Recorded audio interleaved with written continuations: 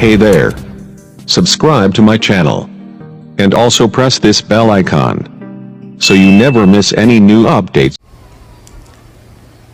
जब शरीर में कोई पीड़ा होती है तो बाग बगीचे फुलवारी भी आपको अच्छी नहीं लगती है। जब शरीर में कोई तकलीफ आती है, कितना सुंदर महल भवन हो, बेड हो, वो भी अच्छा नहीं लगता है। इसलिए सबसे पहले शरीर को भी संभाल कर रखना, क्योंकि शरीर अगर एक बार बिगड़ गया, बीमारियां इसमें प्रवेश कर गई, तो याद रखना ये शरीर को संभालना कठिन हो जाता है। और शरीर को संभालने के लिए कम खाना जरूरी है, चबा चबा कर खाना जरूरी है, और साथ साथ में व्यायाम करना जरूरी है। कठोर परिश्रम कीजिए, शुद्ध जल पीजिए, लंबी सांस खींच लीजिए और ठहाका मारकर हंस दीजिए। टेंशन में रहना बंद कर दीजिए, दूसरों को भी खुशियां प्रदान कीजिए, तो आपका शरीर स्वस्थ रहेगा। आज सवेरे बहुत से लोग मेरे पास में दर्शन करने के लिए आए। और दर्शन करने वाले सोचते थे गुरुजी के पास पहुंचूंगा, गुरुजी बैठेंगे तो थोड़ा गप करूंगा, बात करूंगा। मैंने कहा सब लाइन से खड़े हो जाओ, गुरुजी बैठेंगे नहीं, गुरुजी पैदल चलेंगे तेज, तुम देखते रहो गुरुजी क्या कर रहे हैं। 45 मिनट इनके सामने में तेज स्पीड में पैदल चला। इनको भी अच्छा लगा कि मेरा गुरु एकदम गोलंदाज गुरु है, नए अंदाज के साथ चलता है। ये ऐसे गुरु बनने का अर्थ ये नहीं माटी के धोंधा बन जाओ, हर समय कराहते रहो, आए रे ये क्या कर रहे हो गुरुजी, तुम गुरुजी हो, तुम बिल्कुल अलर्ट रहो, स्वस्थ रहो, मस्त रहो और हंसते रहो, खुश रहो। बीमारियां इकट्ठी मत करो ज़्यादा, थोड़े बहुत रोग भी आए तो उनको चुटकी बजाते दवा व ले करके ख़त्म करो। ज़्यादा रोगों को इकट्ठा करने से दुनिया का कल्याण कैसे करोगे? हॉस्पिटल में भर्ती रहोगे तो प्रवचन सुनाने तो हमें क्या होगा।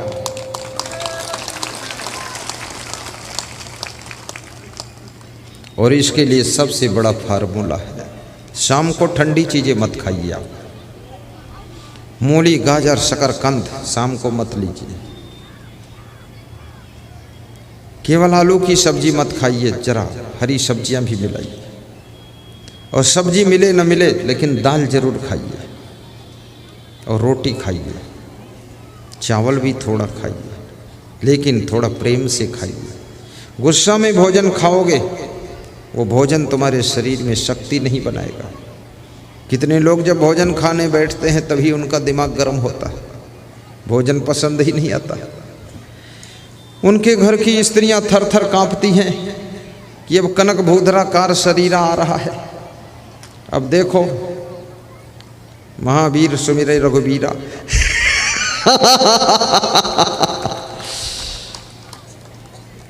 अरे डर नहीं लगना चाहिए, जो उसमें पसंद ना आए उसको मत खाइए। क्या फर्क पड़ता है? भूख हो तो नमक रोटी खाओ तो भी टेस्ट आता है, भूख नहीं है तो खीर में भी टेस्ट नहीं आता है। और ज़्यादा खाने की ज़रूरत भी नहीं है। और मैं तो सभी सीढ़ियों पर गुजरा हुआ इंसान हूँ। आश्रम में मैं रहता था शुरू में, वहाँ खिचड़ी बनती थी। 10-12 साल खिचड़ी ही खाया हूँ, रोज़ खिचड़ी सुबह। और खिचड़ी भी मिल जाए वो भी सौभाग्य।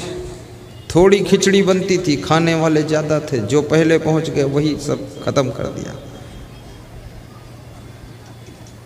फिर हमारे जो आश्रम के संचालक से वो कहते थे खिचड़ी ना बची हो तो कुछ खा लो। और वहाँ कुछ खाने जाओ तो कुछ है नहीं, तो फिर वापस लौटाओ। तो बोलते थे चलो कुछ खा लेना। तो मैंने कहा कुछ आखिर क्या खा लें, कुछ बताओ तो बोले कि लो थोड़ा चना चबा लो। तो एक मुट्ठी चना देते थे और नमक देते थे, चबा लीजिए। तो मैंने उनसे कहा कि ये मुझको कमान संभालने का मौका दीजिए, सब चकाचक कर दूंगा, खिचड़ी का पूरा खिचड़ा बनवा दूंगा। मैं मैनेजमेंट भी बहुत अच्छा करता हूँ, केवल प्रवचन ही नहीं सुनाता हूँ, प्रबंधन करने की कला, सारे सिस्टम पर ध्यान, और 1 मिनट में सारे फैसले लेता हूँ फटाफट। देर नहीं लगाता, ऐसा लगता रेडीमेड सब उत्तर हमारे अंदर रखे हुए। आश्रमों की व्यवस्था को भी संभालना चाहिए। आश्रम में इतनी बड़ी व्यवस्था बनाइए, यदि अचानक 5000 भक्त आ जाए तो 10,000 का प्रबंध होना चाहिए। यदि आपका आश्रम छोटा है तो कम से कम 50 लोगों का प्रबंध तो होना ही चाहिए। और इसलिए मैं बड़ा आश्रम बनाने जा रहा हूं उज्जैन में, लाखों भक्तों का इंतजाम। ये सब भिखमंगापना नहीं रखूंगा। जितने भी भक्त आ जाएं, ये नहीं कहूंगा कि दूसरे के भंडारा में जाओ, नहीं, सबके लिए आदेश है कि अपने भंडारा में आओ। किसी भक्त को दूसरे के यहाँ नहीं भेजूंगा और रूखा सूखा भी नहीं खिलाऊंगा। खीर पूड़ी सब्जी दाल चावल खिलाऊंगा, कभी कढ़ी खिलाऊंगा, कभी जलेबी जलेबा भी बनेगा, और कभी आलू बंडे बनेंगे, कभी बालूशाही बनेगा। और याद रखना, चाणक्य ने यह भी कहा है, मिष्ठान्न पानम गृहे। जिसके घर में, जिसके आश्रम में थोड़ा मिष्ठान्न भी बनता है, वो उस घर में सुख शांति और आनंद रहता है। आज मैंने इस भंडारे में देखा पापड़ तो मेरा मन खुश हो गया, क्योंकि पापड़ हट के चीज है, थोड़ा खा लो तो स्वाद बदल जाता है। सबको पापड़ मिला है, थोड़ा थोड़ा पापड़। और परिस्थितियों से तालमेल भी बिठाइए। विद्या मित्रम प्रवासे सुभार्य मित्रम गृहे सुधा व्याधि तत्स्वदम मित्रम धर्मो मित्रम मृतस्या। बीमारी की स्थिति में तुम्हारा मित्र यदि कोई है तो दवाई है। थोड़ा दवाइयों का भी ज्ञान रखिए। पेट में अगर कब्जियत रहती है तो अमृता चूर्ण का प्रयोग करिए। शाम को आधा चम्मच खाइए, सुबह पेट साफ मिलेगा। लीजिए उसको। बार बार यदि सर्दी जुकाम बुखार आता है तो लाइफ एडवांस गार्ड लीजिए, च्योन आयुर्वेद कंपनी का। हार्ट अटैक और कैंसर को भी कंट्रोल करता, लकवा अटैक को आने नहीं देता। और यदि आपके शरीर में रोगों से लड़ने की क्षमता नहीं है तो गिलोय बटी लीजिए, और तुलसी की पत्ती या तुलसी का रस, मुझे मालूम नहीं पंच तुलसी रस बोलते क्या बोलते हैं। तुलसी की पत्ती में एंटीबायोटिक होती है। और अगर लोगों से लड़ने की सामर्थ्य तुम्हारी बॉडी के अंदर निरंतर कम होती चली जा रही है तो एक बिना दवाई का फार्मूला बता रहा कि जब तुम हंसते हो तो हंसने से तुम्हारी बॉडी के अंदर एंटोडर्फिन्स नाम का केमिकल बनता है जो रोगों से लड़ने की ताकत पैदा करता है। इसलिए हंसना चाहिए।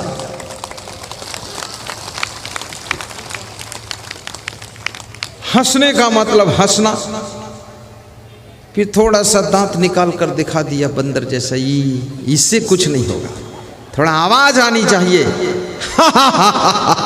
ऐसे आवाज उठे। और केवल सत्संग में नहीं, यहां भी हंसो। अपने घर में जाकर के पति पत्नी दोनों हंसो तो घर की भी बीमारियां खत्म हो जाएंगी। ज्यादातर पति लोग अपनी पत्नी के साथ में नहीं हंसते मुस्कुराते, गांव की दूसरी स्त्री से हंसते मुस्कुराते हैं। घर में एक्सीडेंट शुरू हो जाता है।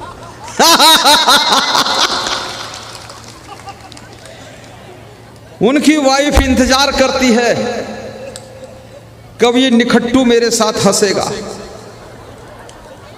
पर वो निखट्टू वो किसी साथ खट्टू हो चुका है, वहां खीसे काट रहा।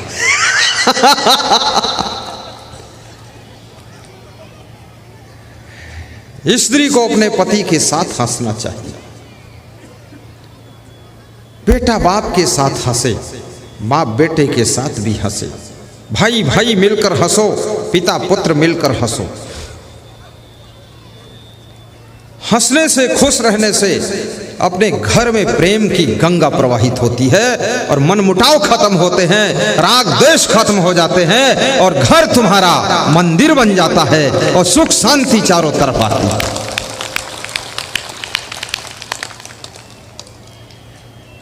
जब तुम्हारा पति घर में प्रवेश करे, बाहर से आए, उसको देख करके मंद मंद मुस्कुराइए और कहिए कि आइए श्रीमान जी।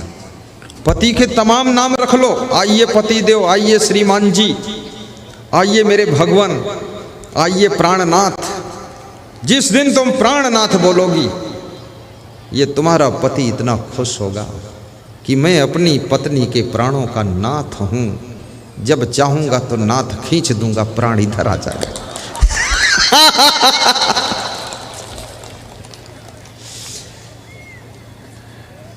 तुम भी कभी कभी अपनी पत्नी से बोला करो कि तुम मेरी जान हो, तो तुम्हारी पत्नी इतना खुश हो जाएगी कि मैं इसकी जान हूं, जब मेरा मन बदलेगा तो जान खींच दूंगी, खत्म। लेकिन जो लोग कहते हैं अपनी पत्नी को तुम मेरी जान हो, तो ये अगर जान है, तुम दूल्हा हो, दूल्हा को वर कहते हैं, तो जान और वर को मिला दिया जाए तो दोनों मिला के जानवर बन जाता है। अब ये जानवर बनकर घूम रहे हैं चार पैर के।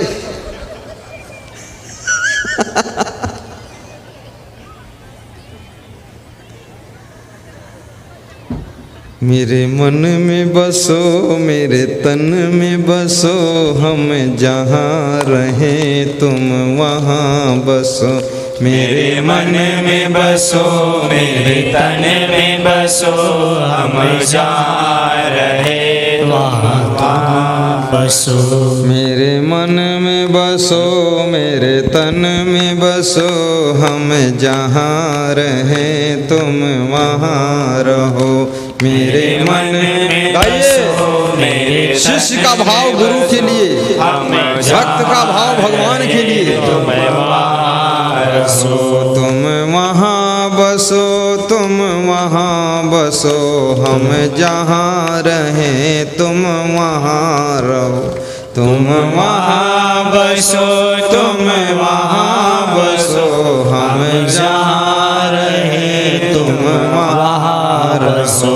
मेरे मन में बसो, मेरे तन में बसो, मेरे मन में बसो, मेरे तन में बसो, हम जहाँ रहे तुम वहाँ बसो। मेरे मन में बसो, मेरे तन में बसो, हम जहाँ रहे तुम वहाँ बसो। मेरे मन में बसो, मेरे तन में बसो, हम जहाँ रहे तुम वहाँ बसो। हम जहाँ रहे तुम वहाँ बसो। बोलिए सदगुरु भगवान की जय। पीछे मुड़कर देख लो, कितने नर नारायण, नारी नारायणी उपस्थित है। बैठे बैठे मुड़ के देखना, खड़े होकर नहीं, मुड़ के देख लो। अरे मेरे ऊपर विश्वास नहीं, क्या मुड़कर क्यों देखते हो? इधर देखो।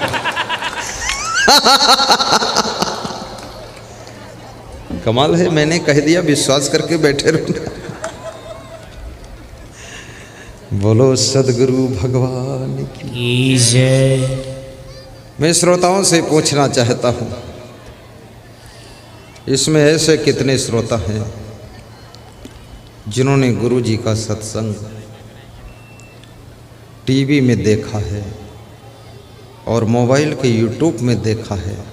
जिन्होंने देखा है यूट्यूब में, मोबाइल में, टीवी में, दोनों हाथ ऊपर उठाकर बताओ। ऊपर ऊपर ताली बजाते हो।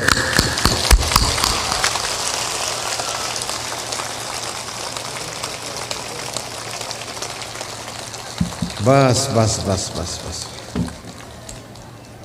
दोबारा तुम लोग हमको बुलाओगे कि नहीं बुलाओगे? बुलाना है तो ताली बजाओ ऊपर ऊपर। जय बोलो, जय। जय काहे की है? चले जाने की जय है कि बुलाने की? बुलाने की। ठीक। 2023 में बुलाना इस गांव में, 20 में हो गया, 21, 22 वेट करो, तीसरे साल, 3 साल के बाद नंबर आएगा 2023। ठीक है? तब तक आसपास के गांव में प्रोग्राम करो, तब तक घर में शादी विवाह करो, तब तक घर बनाओ आमदनी से, और 3 साल बाद फिर गुरुदेव को बुलाना। पधरौनी बुला लेना बीच में 1 घंटा के लिए, पास पड़ोस आऊँगा तो आ जाऊँगा यहाँ। धन्य हो।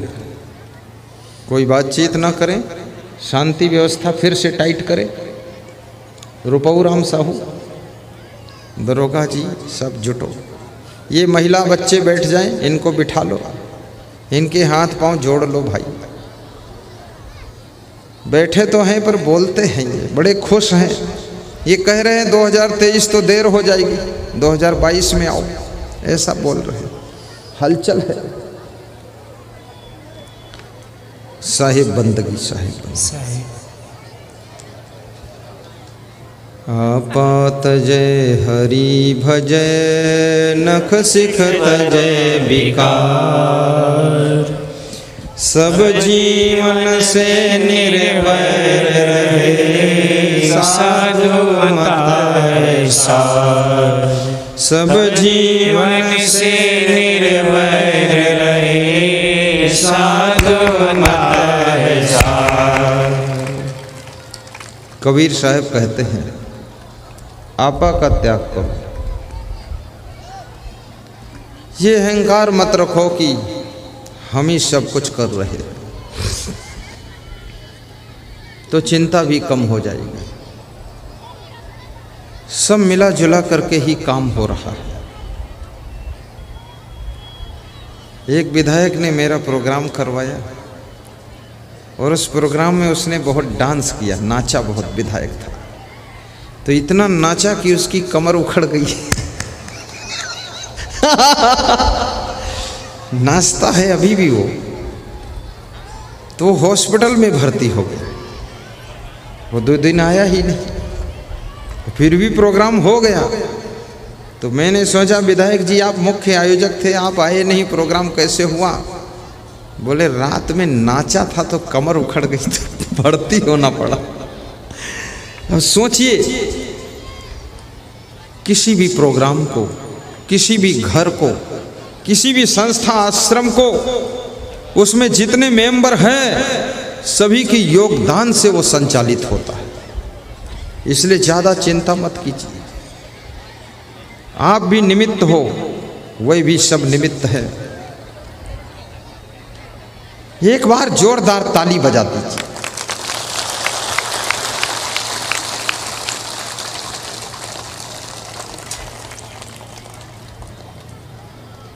बात समझ में आई अब हमारी, झूठी है सारी दुनियादारी। बात समझ में आई अब हमारी, झूठी है सारी दुनियादारी। और न लो अब परीक्षा हमारी, आए शरण हम गुरु जी तुम्हारी।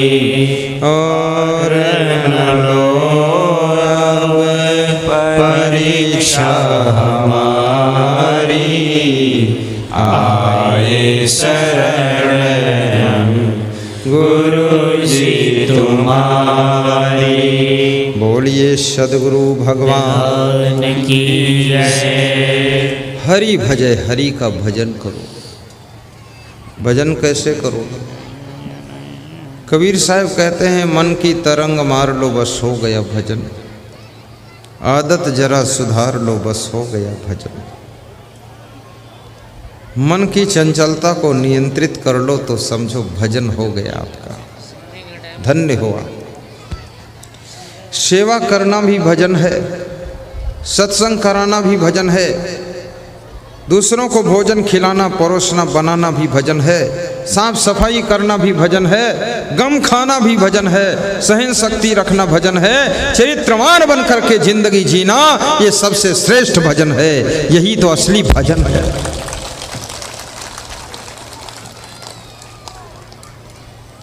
परिवार को प्रेम से रखना भी भजन है, काम करना भजन है, आलस्य करना भजन नहीं है। माला फेरो न फेरो लेकिन अपने चंचल मन को बुराइयों से फेर लो, ये असली भजन की परिभाषा है।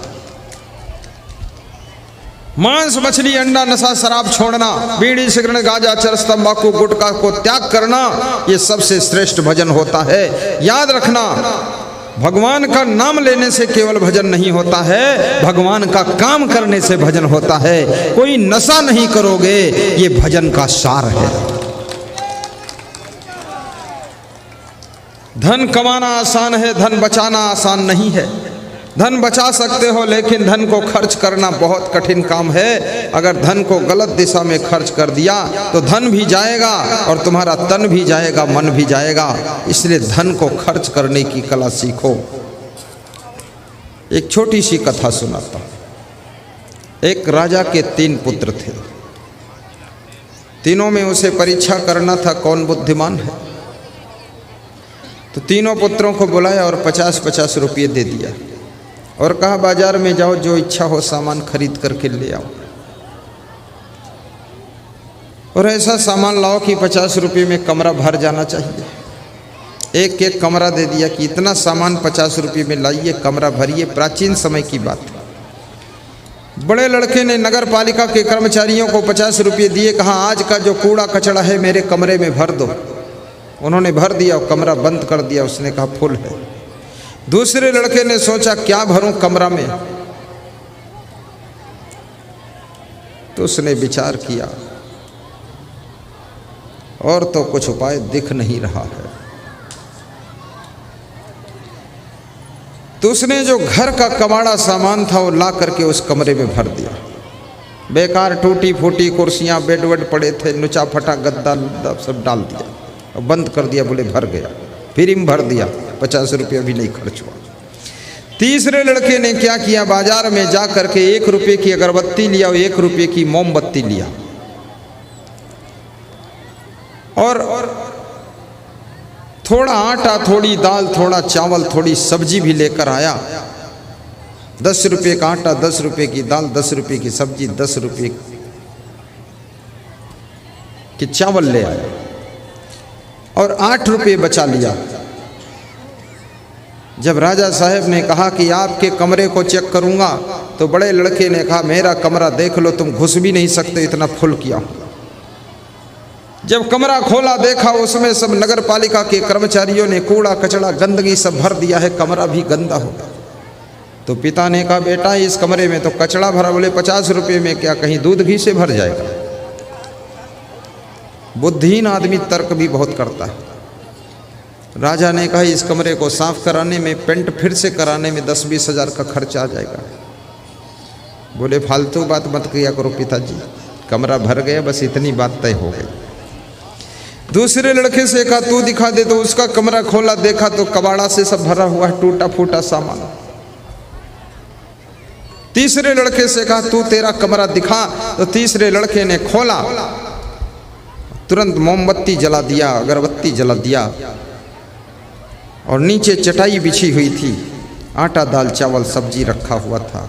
8 रुपये निकाल कर पिता को वापस दिया। कहा पिताजी मेरा कमरा मोमबत्ती जलने से रोशनी से भरा है, अगरबत्ती जलने से खुशबू से भरा है और मेरा कमरा खाली का खाली है और आटा दाल चावल भी लेकर के आया हूँ, एक दिन का भोजन भी बन सकता है और 8 रुपये कोई इमरजेंसी का काम आ जाए उसके लिए बचा कर भी आया हूँ। ये 8 रुपये वापस लीजिए और कमरा भरा भी है और खाली भी है और बैठ के आराम भी कीजिए। राजा ने सोच लिया ये लड़का बुद्धिमान, इसी को उत्तराधिकारी बनाना चाहिए। उसका राज्याभिषेक कर दिया, उत्तराधिकारी बना दिया। याद रखना इसी प्रकार से जिंदगी का कमरा आपको मिला हुआ है, इसको गंदगी से भरते हो तुम कि इसको कबाड़ा से भरते हो, बुराइयों से भरते हो, कि याद रखना गुरु के ज्ञान के दीपक को जला करके ज्ञान के प्रकाश से भरते हो, यश की सुगंध से भर देते हो। और अपनी जिंदगी को ऐसे अगर तुमने ज्ञान के प्रकाश से भरा है तो गुरुदेव खुश हो जाएंगे और तुमको ही मोक्ष प्राप्त होगा, दूसरों को मिलने वाला नहीं। अगर अच्छा लगा तो like share comment and subscribe जरूर करें। जय हिंद, जय भारत।